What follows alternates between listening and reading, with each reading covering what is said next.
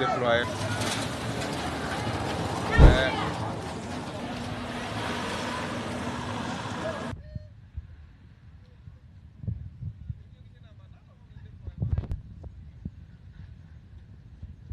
Well, the conflict in Eastern DRC has many players. The challenge of having a conflict with many players is that it is quite difficult to satisfy all of them. Now, Uganda has released a statement noting that it will not abide by the Doha Agreement.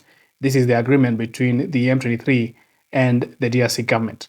In this video, I'm going to tell you about that particular statement made by the Uganda's People Defense Forces, Chief of Defense Forces, as well as I'm going to tell you about what will happen if at all this deal goes ahead without Uganda's blessings. Well, this is bona fide. If you haven't subscribed, kindly subscribe and hit that notification button so that when I release something new on the Eastern DRC crisis, you get notified as soon as possible. General Muhoozi Kainerugaba, the Chief of Defense Forces of the Uganda's People Defense Forces, released a statement on his X platform, noting that the UPDF does not recognize or respect the Doha Agreement. Now, why will Uganda release such a statement most at this time? Because the Doha Agreement has not yet been concluded, because just a few days ago, there was an agreement that both of these parties will continue to engage next month so that they can get an amicable conclusion in these particular talks. But Uganda has already released this statement saying that they will not abide by anything, nor will they recognize any agreement that is coming from Doha. First of all, Uganda feels as if it is sidelined in all these processes that are happening. First of all, the Washington process between the DRC and Rwanda, and right now we have the Doha talks between the M23 and the DRC government. Uganda feels as if it is left out. And you know Uganda has been involved, very much involved, in fact, in Rwanda and the Nairobi process. And now Uganda is saying that we've paid the ultimate price. We have been involved, not only diplomatically, but also militarily in Eastern DRC to sort the situation that is happening in Eastern DRC. And right now, you're not involving us in the matters that are happening in Eastern DRC, and they are saying that that is not acceptable. So far, Uganda has not had a role in the Doha agreements. Kampala did not have any kind of contribution in the Doha talks.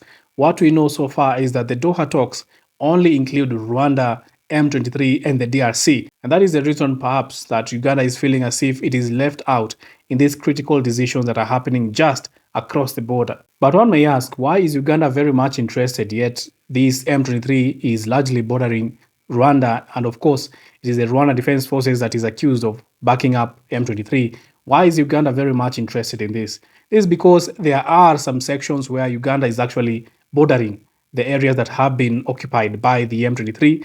Just recently, we were talking about the borders that were opened by Uganda that are now operated by the M23. It is also because Uganda borders the M23 in terms of influence in Eastern DRC.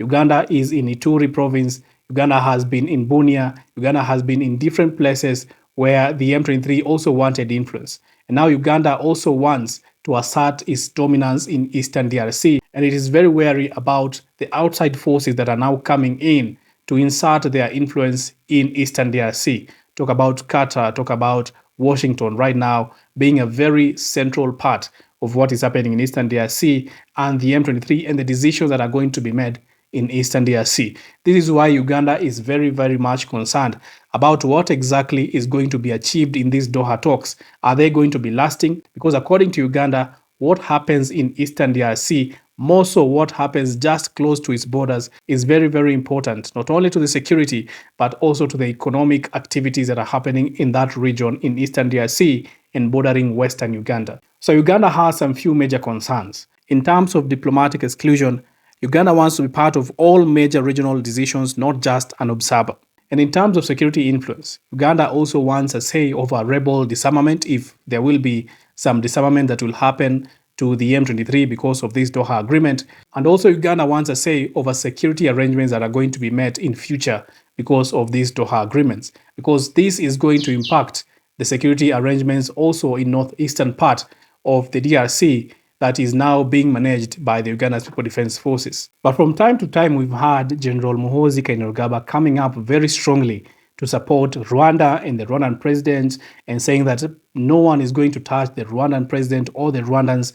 And he has been very defensive of Rwanda. But yet again, we've been seeing the general meeting the DRC government, the president of DRC, and talking about security issues in Eastern DRC. Now, this statement that was released by General Muhoozi, despite him being supportive of Rwanda openly, it can be viewed as if this statement was not pro-Rwanda, because the engagement that are happening in Doha right now actually are going to the favor of Rwanda. If by any chance the M23 gets to an agreement with the DRC government, perhaps in terms of management of the Eastern DRC, the parts where they already occupy, this is playing by the book of Rwanda. Rwanda has no issue with that. In fact, the president of Rwanda has been out there saying that there should be dialogue between the M23 and the DRC government, that is important. Now, this same dialogue is the dialogue that the general of the UPDF is saying that he will not abide to. Now, this is very important because as much as the general has been out there supporting Rwanda, you can see that there are some decisions that are being made by Uganda that are not exactly supporting Rwanda. In fact, that decision to disrespect the outcome of the Doha agreement directly undermines a diplomatic win for Rwanda. Therefore, there is a contest. There is an influence contest in Eastern DRC.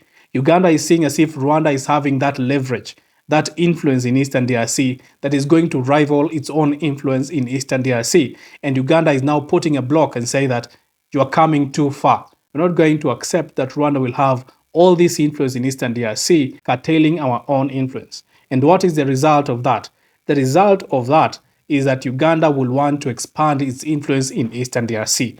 And have we seen that? Yes, we have seen that. The general himself has been increasingly saying that he wants now to have influence up to Kisangani. This is a sample of tweets that General Muhoozi has been saying about Kisangani, that he wants to extend the influence, the Ugandan influence, up to Kisangani because of this contest that is now emerging in Eastern DRC between Rwanda and Uganda. So what exactly will happen if this deal is bulldozed by the parties? You know that there is immense pressure from Washington. The United States, President Donald Trump himself wants this deal done with so that there can be a continuation of activities. Of course, the US is going to win big in this deal.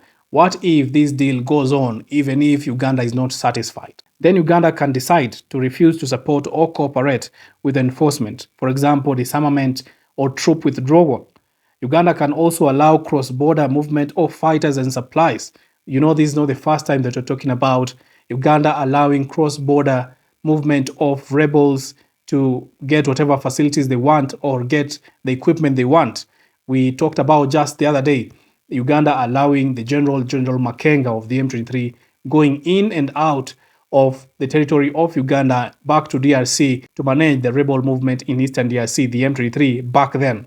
Uganda can also ignore or quietly undercut the agreement on the ground, and that will be an undertone undermining of the entire process. Basically, the entire process will not go on, mostly in the regions where Uganda has solid influence over in Eastern DRC. But what might be very interesting is that Uganda might decide to push for a regional power contest, and that will be a power contest against Rwanda. And which other country borders the DRC and has not been involved in this process?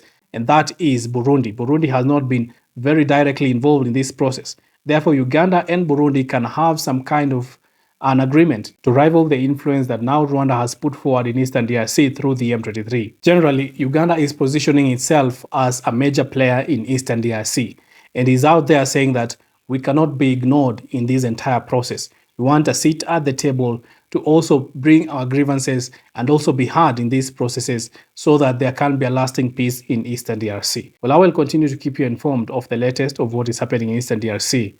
Keep it bona fide.